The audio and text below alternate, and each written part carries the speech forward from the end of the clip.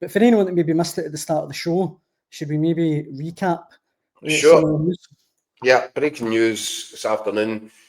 I was getting, deep messages about it right up until when we came on air.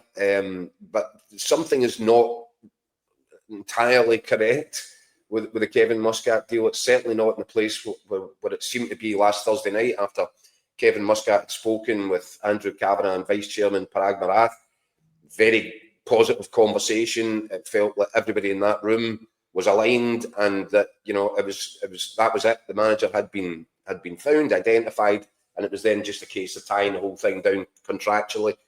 However, we believe that Kevin Muscat, subsequent to those discussions, then went into a different set of conversations with Chief Executive Patrick Stewart, Sporting Director Kevin Thelwell, and Greta Steinson of the 49ers.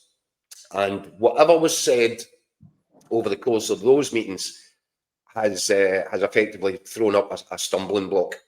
So what seemed like a done deal is now no longer a done deal, and there are people around it who are getting very nervous in fear of the whole thing collapsing, which would be quite staggering if it came to that. I'm not saying that that's what's going to happen, but I'm saying there is an issue, an unforeseen issue, and Rangers are going to have to work pretty hard to get this thing back on track.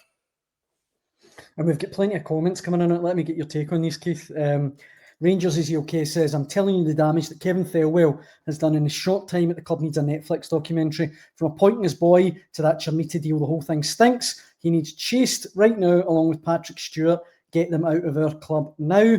Alexander Cameron says, Thelwell and Stewart must go. They are the problem. Gorbo says, Muscat seems a sensible guy. He'll step away. John says, Muscat's found the same sticking point as Gerrard.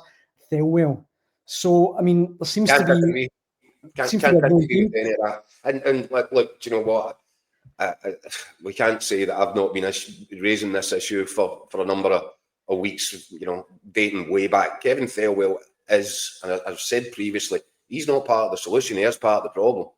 And that's a problem. That's a major issue that it's not yet been identified by the owner, Andrew Kavanagh. What is he seeing in Kevin Thelwell that nobody else sees? Why has Kevin Thelwell been given the authority, no matter what mistakes are made, that he keeps on blundering on, and it's one bad judgment to the next? And yes, I believe that Kevin Thelwell's name has come up in terms of the potential stumbling block for Kevin Muscat, as has Greta Steinson's, and that he can't be just because he's not got that much of a profile and because he's actually not got an official position in the club, his influence shouldn't be underestimated. He's a big player in all of this. He was a big player in the appointment of Russell Martin. Now, for me, if I was the owner and I put my trust in Greta Steinson and Kevin Thelwell to find me a manager in the summer, and they come up with Russell Martin, I'm afraid that's the worst manager in the history of Rangers Football Club. That's a sackable offence. So how many times will Andrew Kavanagh make the same mistake of putting his trust in people who are letting him down and making bad decisions?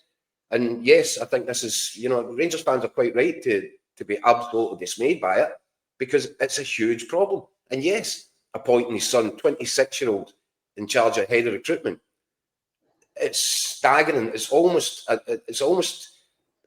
feels like they're deliberately trying to insult the intelligence of their own supporters. So everyone's right to have their say and have an opinion on it. I hope it doesn't get too out of hand. But I think this is really where the owner and Parag Marath need to get together, identify this. This is an issue. It's not going to go away. And there are at least 4 or 5 glaring reasons now to sack Kevin Thelwell, to get rid of him, and Patrick Stewart for that matter. And I'm not sure that I'd have Greta Steinson anywhere near the command centre either. So these are major structural issues. I think they probably were very much part of the reason that Steven Gerrard, having chosen to travel 4,000 miles to get from Bahrain to London, all of a sudden decided that the timing was wrong. He had a lot of time to think about that on the plane trip. There was something else. He looked under the bonnet, and there was something that he saw that he didn't like, and it looks very much here as if Kevin Muscat might have similar concerns. And the thing is, Keith, I mean, look, who knows what's going to happen next, but if Kevin Muscat isn't the next Rangers manager, if he decides it's not for him, where does that leave Rangers? I mean, God knows where that leaves Rangers. It leaves them in an absolute hole, doesn't it? Without a paddle.